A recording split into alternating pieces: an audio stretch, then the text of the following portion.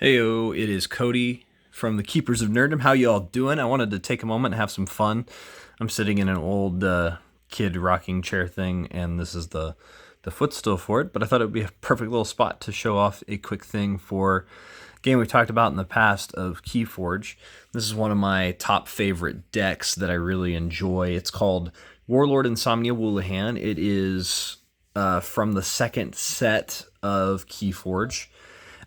Side note, this is rated at 71%. So this deck is not a great deck by any means, but it's one of the few Gen 2 decks that I have that I really enjoy. And my top factions are Sanctum, Mars, and Star Alliance when I can find them.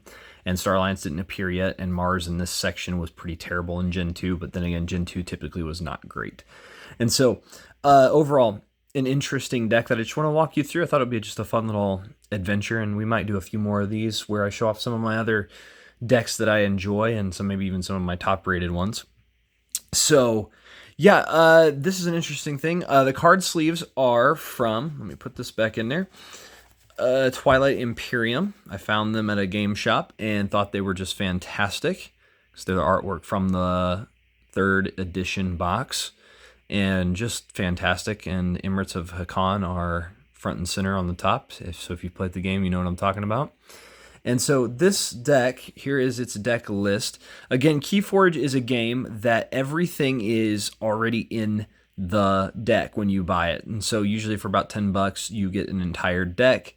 And that is it. Like that is the deck, and it can't change, which is both really neat and also fascinating challenge, because then you can get a really low rated deck, you can get a really high, you can get somewhere in the middle, and it's a lot of fun with that. So I just want to walk you through kind of what each of these things do. We will actually save the shadows for last, just because they are the most interesting part of this, and those are the second most interesting part, if I remember right. Yep, that's part of this deck. So let's walk through this, and I'll explain kind of how it functions. So Sanctum has a bond, the Armor Smith. Other friendly creatures get +1 armor, so everything else gets +1 armor. And then for an action, other friendly creatures can also get another +1 armor. So needless to say, he is fantastic for just keeping your creature safe. The 3 with the red behind it is actually hit points, and that shield is armor, and so right now he has 0 armor, but he can actually give out +1 armor. Next thing is an artifact known as Potion of Invulnerability, and you'll notice up here, those are things that give you amber. That's how you win, by forging keys from the amber. And so when you play those cards, you get that, whatever's up there. And newer decks actually have other pips as well, which is really cool. So when you do this, and you can sacrifice it on any turn rather than just Sanctum, because it's an Omni, you can sacrifice it, and for the remainder of the turn, each friendly creature cannot be dealt damage. Very, very handy to protect you when fighting. So Shield of Justice, remainder of the turn, each friendly creature cannot be dealt damage. It's just an action, but it's a instantaneous version of the Potion of Invulnerability. Again, very useful. Lion Botrom, love these things. They deploy so they can go wherever you want. Normally you have to put them on the edges of your deck, and his neighbors get +2 power. So what he does is he powers up those that he is adjacent to. Very, very, very helpful for keeping things safe and guarded. Healing Blasts is just a way for you to heal, and if you can heal 4 or more damage, which is really pretty tough to do in a lot of decks unless you have like Brobnar back in the day, you gain 2 amber for that, but it's tough to do that. But it allows you to at least heal things back up. Maruk the Marked. So after they prevent damage with its armor, you capture 1 amber for each damage just prevented. So if you have a Bond the Armor Smith, then he actually prevents 2 damage with the armor, which would then upgrade his capture. But you also have to keep in mind, if he is like Shield of Invulnerability or Potion of Invulnerability or Shield of Justice, then he doesn't block anything with the armor because he just takes no damage. So just keep that in mind. Another Lion Botrom. So this deck, I think, has 3 of those, which is ridiculously fun. Borden the Redeemed. Okay, he is one of those that I'm like, he's both kind of okay and meh. He's only 3, but he has the elusive, so first time something tries to hit him, he won't take damage because he just runs away. But then whenever he just takes an action, he can capture 2 amber. So as long as you can keep him alive for a turn, which with the elusive is possible, he can capture amber for you. Protect the Weak. +1 armor and taunt. Taunt protects other neighboring creatures from being attacked till that one is dead. Another Shield of Justice. Ooh, camera is struggling on that one. Lion Bottom, number 3. And lastly, and one of my favorite cards, Abad the Grim. Play, capture 3 amber, and when he reaps, discard 1 from Abad the Grim. So when you're reaping and sending him to the mines to gain amber, he will gain you an amber, and he will discard 1 from himself. So overall, the Sanctum in general is about defensive, capturing, preventing them from forging keys by just slowing them down.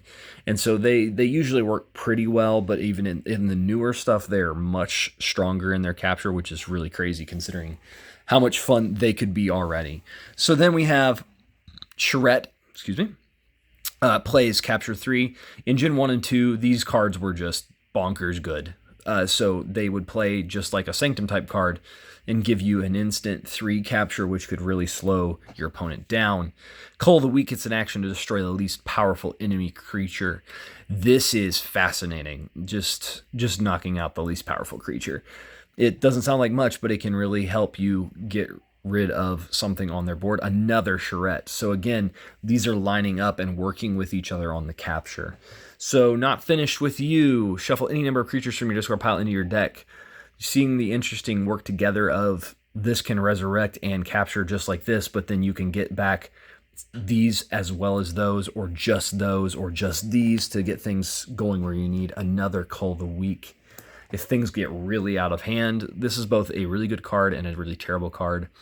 There was the earlier version that was not an Omega, so that you could just play it at any point and then play stuff afterwards, and so they realized that was a little strong, and so they gave this version. So it does give your opponent in some ways a free turn, but it's still useful, just because maybe they've got 15 creatures on the board and you've got 3. Then it's like, okay, no, I need to kill some stuff. So Exhume, choose a creature in your discard pile. You may play that creature as if it belonged to the active house and was in your hand. So you get to play a creature from your discard pile as though it's part of the dis, which is really, really handy to like, hey, grab back an Abad the Grim. Do something crazy just to get some capture on the board or some protection, or Lion Bottom, Put an enemy creature into your opponent's archives. So this forces them where they're still going to be able to play it again, but it at least gets it gone for a turn. We have another Exhume. This is where probably I would say the rating kind of goes a little bit lower, is this kind of card, because it's having 2 of those, like, eh. Now, let's talk about Yerk first. Choose and discard a card from your hand. First, when I first played this game, I was like, I don't like these cards. And then I realized these are actually some of the most handy cards because they can allow you to get cards out of your hand that you don't want from other houses. Because when you pick a house on a turn, you have to play that house unless otherwise specified. So this lets you actually clean your hand. And this deck also came with the Ancient Yerk, the rare version of that, which chooses and discards 3 cards from your hand. And I can't tell you the amount of times where I haven't had a great hand and been able to discard the entire hand just to be refilled next turn fully and have a completely new option because I didn't like what I had and played all the stuff that I wanted to. Or that's the other thing. Maybe I had 2 cards in my hand that just weren't that great at the end that were from other houses that I didn't need to use, that they just weren't going to work in the situation. And I had this card, so I'd play all my discards, right? And then play the Ancient Yerk to get rid of the rest of my hand. So last but definitely not least is the Shadows. So the first card we start off with is Miasma. Your opponent skips the forge a key step on their next turn. So that's like the first thing you do is forge a key. You check for forging. And so this skips that. So it gives you a free turn potentially to slow them down. Now, Yancey Gang, it's an action to steal 1. If you can keep these alive for a turn, they're awesome. A Lion Bottom sitting out there next to these guys, all of a sudden they're a 7 power. So unless they just have a kill card, they're going to have to deal with that. Now, let's see. If you've not forged a key this turn, you may forge a key at +4 current cost. Terrible card.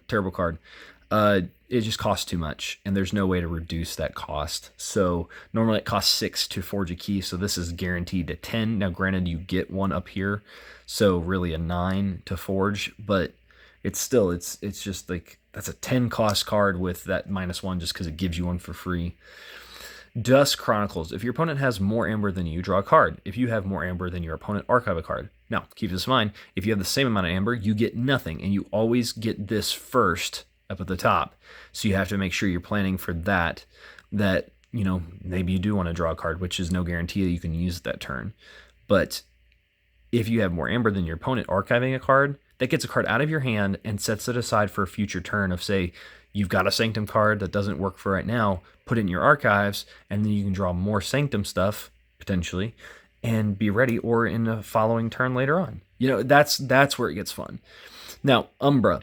They skirmish and they fight to steal one. So in skirmish, they take no damage when they attack. On defense, that doesn't do anything, but they fight to steal one. That's why Sanctum's really handy in this deck, because it can protect these guys to get them going. Let's talk about those here in a second. There is another Umbra, a Ronnie Wrist Clocks, play, steal one. These are fantastic cards. Anytime you get a card that immediately steals, and that just game changing. And this one even has, if your opponent has 7 or more, steal 2 instead. So it's trying to actually go, hey, you may be able to stop an actual reap, which is ridiculous. Really cool, really cool. Throwing Stars, deal 1 damage to up to 3 creatures, gain 1 amber for each creature destroyed this way. Normally this card is not bad by any means, but not a great card, just because there's not a whole lot of stuff that usually is sitting out there with 1 power. I say that there is exceptions to that, and this is where that deck actually is ironically really useful for this, because you could target yourself with this. And that can be really interesting because there's ways to make crazy amounts of money. And that's why we come to the last part of this deck, and this is why I've kept this deck, actually.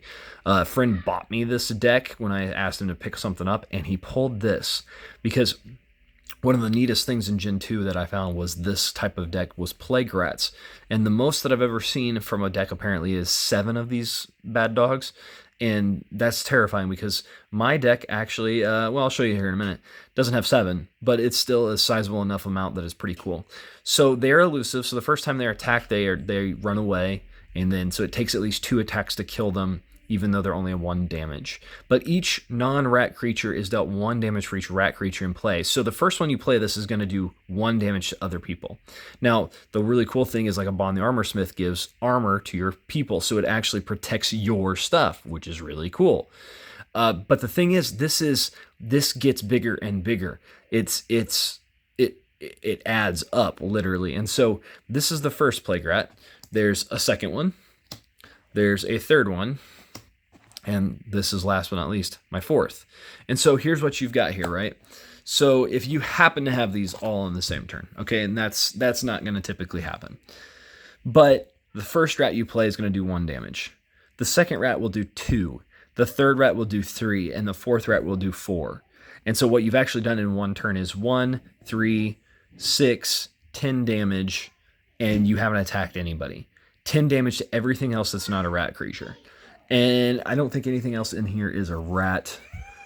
Because normally Shadows is elf and thief kind of stuff, and then like specters occasionally, things like that for the keywords. And what I mean by that is, you see right there, under it says Ronnie Wrist Clocks, then creature, then elf.thief, meaning here are their keywords that they proc off of, and I think they call them something else, which is funny because that is literally what a keyword is. But it's really interesting because you could use, for example, the Throwing Stars to kill your Plague Rats, and you'd be like, well, then I can't get the damage. But the thing is, you have to be careful because it targets yourself, so you have to plan around these. But you can always exhume them, or you could do the, what is the card? Not Finished With You, right? Where you resurrect these back. And so my deck has 4 of these rats, and I've heard apparently you can have, at least the max we've seen and heard of is 7. And that was the last I checked, but that was probably a year ago. This deck, again, 71%, so it's not like top tier by any means, but it's got a good amount of, I'm going to prevent you from forging by capturing your amber. And again, capture goes on to creatures, and if they get killed, then it goes back to your opponent. And what's really interesting is if you ever play a multiplayer game of this, then it's whoever kills that creature gets the amber back. At least that's how we've played it, which is a lot of fun because it creates really interesting shenanigans. But you've got, first off over here, lots of armor and lots of capture in these two. And this one especially is trying to get rid of its cards so you can get to other stuff.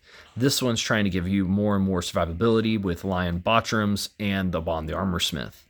And so you've got tons of capture with both of these, survivability here, speed over here, which is really neat. Anytime you can get some type of speed stuff mechanics, those are fantastic. Like Time Travelers in Gen 1, they are a speed mechanic for Logos that just changes everything. Whereas this part of the deck, which doesn't sync up with the rest in the same way, it's got some stealing in it, but it's not very strong stealing. But where it gets interesting is just the Plague Rats and how much damage you can deal with just these silly little 1-power creatures. The one thing I think that really hurts them is oftentimes it's like Khalifi Dragon. You get it turn 1 or something, you hold it for so long and it just takes up space in your hand, and you're actually basically playing the game at a handicap of 5 cards instead of 6. And because you can't play the card until it's time, and like a Plague Rat, you want to save it to the point where at least you can play 2 Plague Rats to do 3 damage to every other creature and potentially wipe out half of an opponent's side, because 3-power minions and under are pretty common. 1's not a super common, but 2s and 3s, oh yeah. But then if you ever get like 3 rats in your hand, all of a sudden your potential for damage is insanity, right? We're looking at 6 damage laid down, and you got to be careful then because you're going to be wiping out your stuff. So that's the interesting balance. This deck is one of my few Gen 2s that I've saved that I think overall is just a fantastic, wonderful example of what fun Gen 2 can be. Again, Warlord, Insomnia, Woolahan, it's already been scanned, so I mean you can look at that, but I guess use it online for games if you want to. I don't really care. But it's already been scanned in, so you're not going to get anything off their app. I do hope the game continues and the new expansion that they've shown at least gets put out there. But yeah, I just thought, let's do some Keepers of Nerdom stuff tonight and nerd out a little bit about an awesome card game that I highly recommend. That again, it's random what you get, but what you get is so much fun because you can scan them in, get a percentage of what their win rate is, and then play those actually against similar decks, within 10% of each other, because then you get to see combinations that they won't work against a 99% deck or 100% deck, or even a 50% deck if they're a 10% deck. But against a 15% or 20% or a 5%, they're going to work and have combos that actually function and teach you a lot. And then you'll see how they could actually function in a better deck if they had just certain cards. And so, yeah, highly recommend it. We'll do another one of these at some point in the future. But yeah, I've been Cody from the Keepers of Nerdom. Take care, and let me know if you've played Keyforge in the comments below, and what's your favorite factions for the game, and also what's your favorite card game if not Keyforge. All right, talk to you later.